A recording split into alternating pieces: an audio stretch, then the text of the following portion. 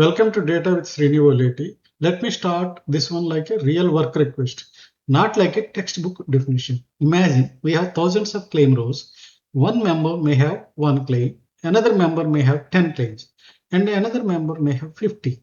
The business comes back and says, I do not want all of them. Give me the latest claim for every member.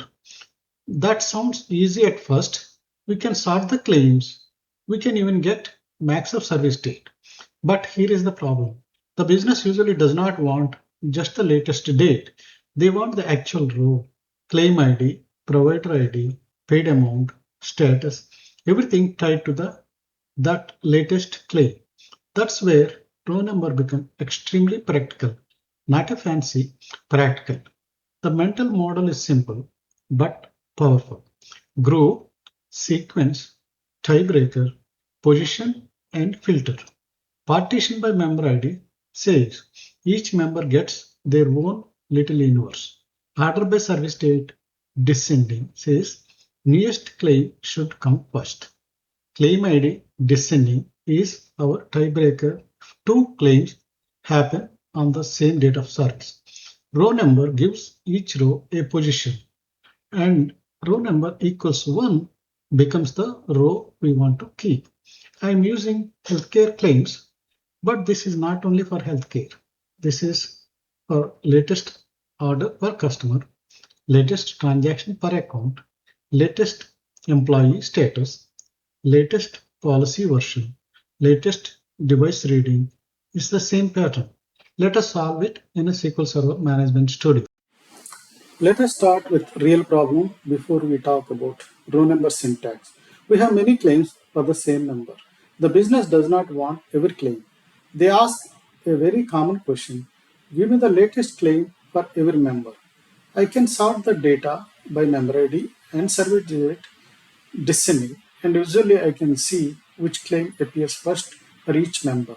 But that is not enough. I need SQL to identify that row automatically for every member. That is the problem row number solves extremely well. A beginner might try max of service date, and honestly, that is not bad first thought. If the business asks for the latest claim date per member, max can give us the date. Let's run it. Now we have one row per member and the latest service date. But notice what we lost. Where is claim ID? Where is the provider ID? Where is the paid amount? Where is the claim status? Max gives us latest date, but it does not automatically give us the full claim row attached to that date. That's why we need a different pattern. Now we add row number. This is where video 3 and 4 connect directly. Partition by member ID tells SQL which rows belong together. Order by service date descending tells SQL which claim comes first inside each member group. Claim ID descending is the tiebreaker. If two claims have the same service date, row number then assigns the position 1, 2, 3, and so on and so forth. Let us run it. Now look at each member. Row number starts at 1 and 2 and 3.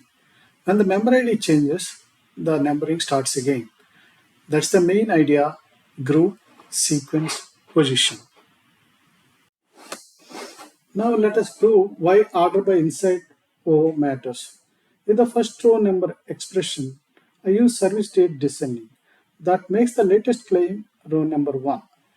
In the second expression, I use service date ascending. That makes the earliest claim row number 1.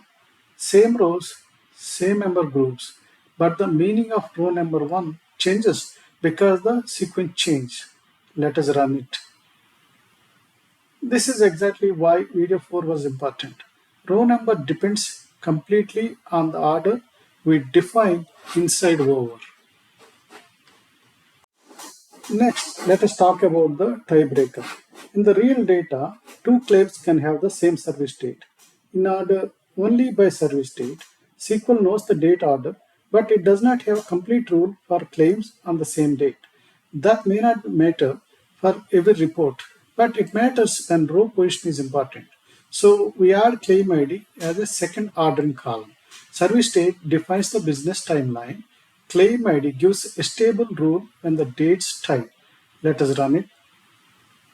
Even if the specific result does not show so many times, the design principle is important. When business asks for one row, make the ordering rule explainable. At this point, a very natural question comes up. If row number 1 is the latest claim, why not just add where row number equals 1 right here? That idea feels logical but does not work at the same query level. The row number value is being created in the select list. The where clause at the same level cannot directly use the new alias. We do not need long logical processing lecture here. The practical rule is simple. Calculate first, filter second. So in the next demo, we will calculate row number inside CTV and then filter row number equals 1 outside CTV. Now let us solve the actual business request. Inside the CTE, I calculate row number for every claim. For each member, the latest claim gets row number 1. Outside the CTE, I filter to row number equals 1. This is the calculate first, filter second pattern. Let us run it. Now we get one latest claim row per member. This is much more useful than max of service date because we keep the full claim row, claim ID, provider ID, paid amount, claim status, and the service date. This is one of the most practical row number patterns in real SQL work. Now let us show why this pattern is reusable. Tomorrow the business may change the request. Instead of latest claim per member, they may ask for the latest claim per provider.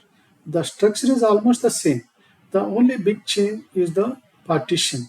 Now partition by provider ID means numbering restarts for each provider. Let's run it.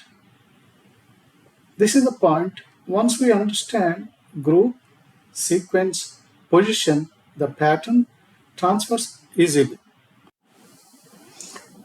Row number is not only for latest records. It's also very useful for top n per group problems.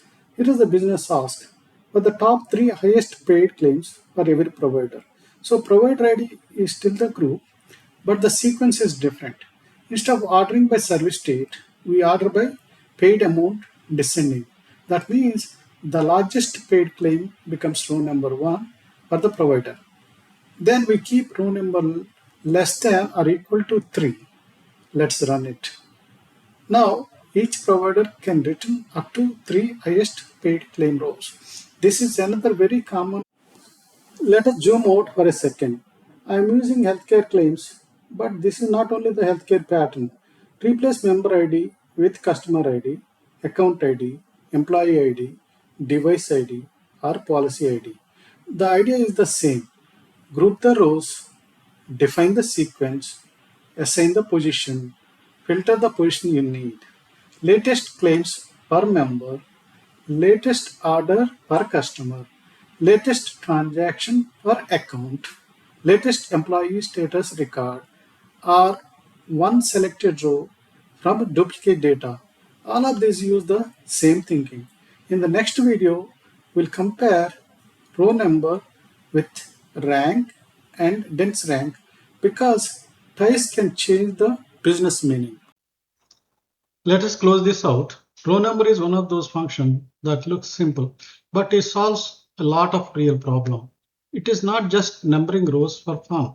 It gives a SQL way to say inside this group, this row is first, this row is second, this row is third. The pattern is the whole lesson. Partition by defines the group.